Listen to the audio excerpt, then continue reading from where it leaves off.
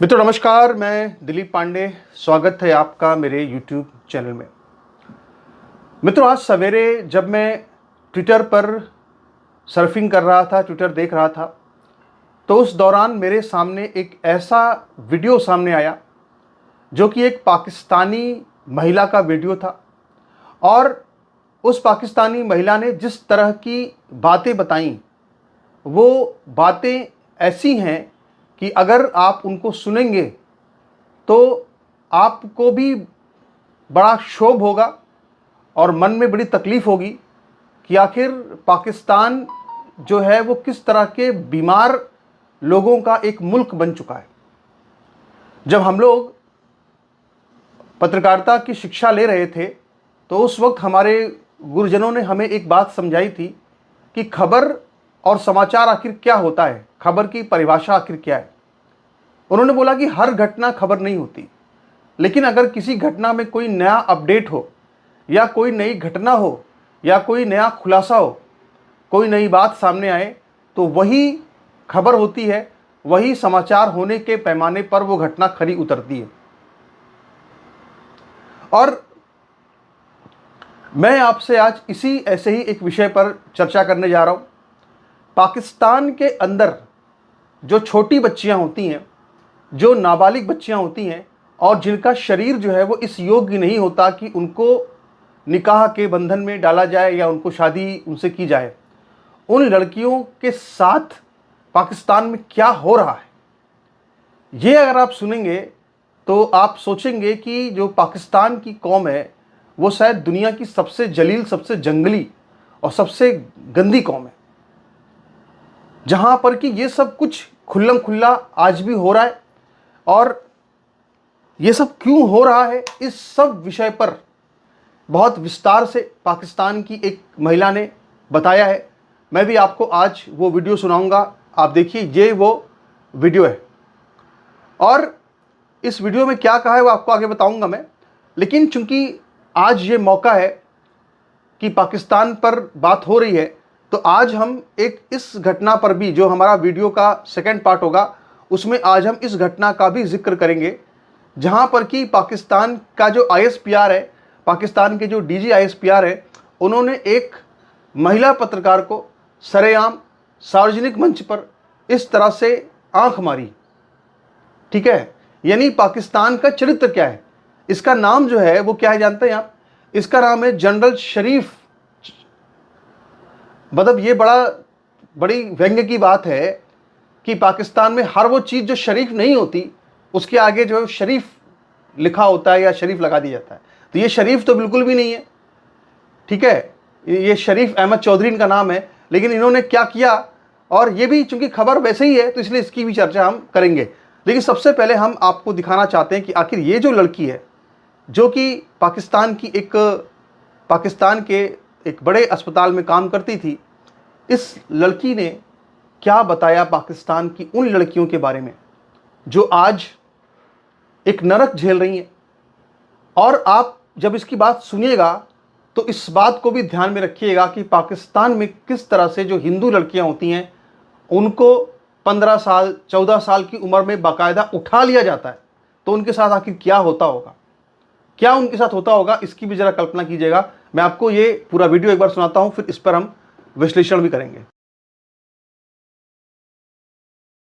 Gynae के department में job किया करती थी और मेरी नाइट ड्यूटी ही लगा करती थी। मैंने इमरजेंसी में ऐसे बहुत से केसेस देखे, तकरीबन माहाना 7 से 8 केसेस आते थे मैरिटल रेप के, जिसमें बच्चियां आती थी जिनको एक्सेसिव वजाइनल ब्लीडिंग होती थी, उनको पोस्ट कोइटल टीयर आए हुए होते थे। इनके जब आप इस्लामी माशरे में रहते हैं ना, तो यही सिखाया जाता है कि दो जेंडर जो है, मर्द और औरत, इनकी सेग्रीगेशन होनी चाहिए, इनका आपस में मिलाप नहीं होना चाहिए, प्री मैरिटल रिलेशन को जो है ना डिस्करेज किया जाता है। फिर इनके यहाँ जो अरेंज मैरिज का कॉन्सेप्ट है, वो बच्चियां जिन्होंने कभी जिंदगी में दुपट्टा नहीं उतारा होता किसी नामहरम के सामने, उसकी एक अननोन बंदे से शादी करा दी जाती है, जिससे उसकी अंडरस्टैंडिंग तो डेवलप होती नहीं, क्योंकि इस्लाम तो इनकरेज नहीं करता मर्द और औरत का कोई भी कॉन्टेक्ट। ठीक है, तो जब वो पहली ही रात शादी करती हैं और उनको ये कहा जाता है कि भाई तुम्हें सुहाग रात बनानी है, तो पहले से एंजाइटी का शिकार होती हैं। फिर आपके मुसलमान मर्द आते हैं जिनको ये इनकरेज नहीं किया जाता कि वो प्री मैरिटल रिलेशन रखें, और औरतें उनके एक्सेस में होती नहीं है, क्योंकि औरतों को बहुत सारी रिस्ट्रिक्शन है, उनके ऊपर पर्दे का मसला है, उनके साथ गैरत जोड़ी हुई है। तो जब उनको औरतें मिलती नहीं है तो वो क्या करते हैं, वो पॉर्न देखते हैं, उनको पॉर्न की एडिक्शन एडिक्शन होती है। जब वो पॉर्न देख के मास्टरबेट करते हैं तो उनकी टाइमिंग्स खराब हो जाती हैं, उनको इनसिक्योरिटीज होती हैं और सेक्सुअल फ्रस्ट्रेशन अलग होती है। और इन्हीं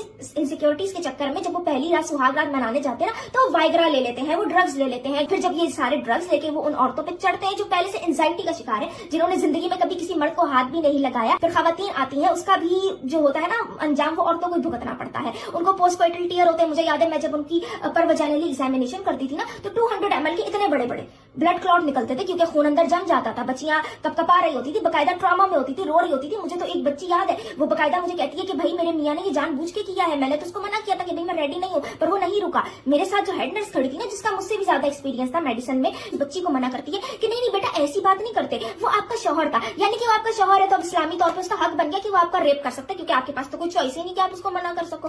ठीक है, तो ये हालात है जी पाकिस्तान में खवातीन के। फिर इस तरह की जो बच्चियां होती है उनकी शादी की पहली रात ही एक तो उनको ट्रॉमा अलग मिलता है, फिर उनकी सर्जरीज होती हैं। ठीक है, सर्जरी होती है तो टीयर को रिपेयर किया जाता है, कभी वजाइना के रास्ते से तो कभी एब्डोमेन के रास्ते से। ठीक है, और जब ये इनकी इतनी बुरी हालत होती है, फिर बकायदा उनको डॉक्टर बताती है कि भाई अगले 60 दिनों तक आपको शौहर से परहेज करना है, यानी कि आपको इंटरकोर्स नहीं करना। वो मर्द जो पहली रात नहीं रुका, जो इतना सेक्सुअली फ्रस्ट्रेटेड है, वो अगले 60 दिन रुकेगा। और फिर ऐसी भी बच्चियां आती थी जिनके भाई रिपेयर उनके शौहर ही खराब कर देते थे, जो टीयर रिपेयर किया जाता था, फिर जी दोबारा सर्जरी हो रही है, तो वो बच्चियां अपने रेपिस्ट के साथ रहने पे मजबूर होती थी। ठीक है, और ये जो आप खुद ही सोचो कि एक बच्ची जो पहली बार जिस मर्द से इंटरेक्शन हुआ है, उसने उसका रेप कर दिया, अब वो पूरी जिंदगी उस मर्द के हाथों दब के रहेगी, पूरी जिंदगी ट्रॉमा में रहेगी अपने रेपिस्ट के साथ। फिर वो भी खवातीन होती हैं जो कि गांव देहात में रहती हैं, जहां अच्छे अस्पताल नहीं है, तो जब वो इस कंडीशन में आती है ना, उनको टीयर आते हैं, जब उनको लाया जाता है बड़े शहरों में, तो 2-2 घंटे तक उनकी एक्सेसिव वजाइनल ब्लीडिंग होती है। एक औरत की बॉडी में 4 लीटर या 4.5 लीटर खून होता है, अगर 2 लीटर खून भी बह जाए ना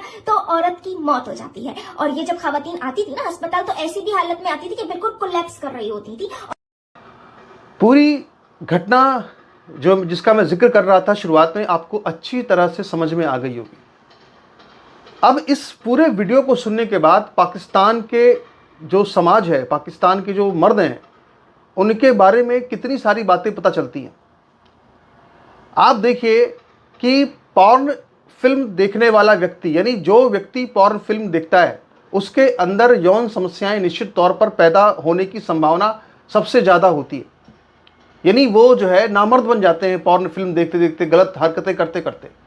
और पाकिस्तान दुनिया का सबसे ज़्यादा, मतलब पाकिस्तान दुनिया का ऐसा मुल्क है जहाँ पे दुनिया में सबसे ज़्यादा पॉर्न देखा जाता है। तो आप सोचिए कि फिर इस देश में रहने वाले जो मर्द हैं वो किस तरह से यौन समस्याओं के शिकार हो गए होंगे। आपने देखा होगा कि मैंने एक रिसर्च की और उसमें ये जानकारी मिली कि पाकिस्तान के गली गली में, पाकिस्तान के मोहल्ले मोहल्लों में, पाकिस्तान के हर शहरों में पता नहीं सैकड़ों की संख्या में ऐसे दवाखाने खुले हैं। मतलब हाशमी दवाखाने टाइप के जो दवाखाने, वो पाकिस्तान के यहाँ पे सैकड़ों की संख्या में हर शहर में मिल जाते हैं, ऐसी रिसर्च बताती। आप सोचिए कि ये मुल्क जो है, यहाँ के जो लोग मर्द हैं, वो किस तरह से नामर्दानगी का शिकार हो रहे हैं। ये बात खुद वहाँ की एक महिला बता रही है कि उन लोगों को वियाग्रा की गोलियां खानी पड़ती हैं। ये महिला यहाँ खुद बता रही है। इसमें हम आपसे कुछ नहीं कह रहे हैं, ये पाकिस्तान की महिला है जो स्वयं पूरे पाकिस्तान के समाज की पूरी एक तरह से पोल खोल कर उसने रख दी है। अब एक तो ये मामला है, और दूसरा आप ये देखिए कि पाकिस्तान के अंदर कोई पेशेवर, पाकिस्तान में कोई पेशेवर है ही नहीं, पाकिस्तान के अंदर कोई प्रोफेशनलिज्म है ही नहीं। मैं आज आपको एक फोटो दिखाना चाहता हूं, आप जरा इस फोटो को देखिए। ये आप जानते हैं कौन है? ये पाकिस्तान की एक बहुत ही मशहूर महिला पत्रकार है जिनका नाम है अफसा कोमल। और अब से कुछ हफ्ते पहले इन्होंने पाकिस्तान के सेना के डीजी ISPR, जिनका नाम है जनरल शरीफ अहमद चौधरी, आप देख रहे हैं कि किस तरह से आंख मार रहे हैं, आई विंक कर रहे हैं। और ये जो आंख मार रहे हैं, आंख किसको मार रहे हैं? आंख इस महिला को मार रहे हैं। महिला पत्रकार है, इसका नाम कोमल अफसा है। ये डॉन न्यूज़ में एक पत्रकार थी, पत्रकार है अभी भी, एक प्राइम टाइम शो वहां पे करती है। और इसने एक सवाल पूछा, सवाल इसने इमरान खान पर पूछा, तो उस पे इसने एक लाइन का जवाब दिया कि इमरान खान जहनी मरीज है और इसके बाद इसने क्या किया, उस पाकिस्तानी महिला को, पत्रकार को आंख मार दी।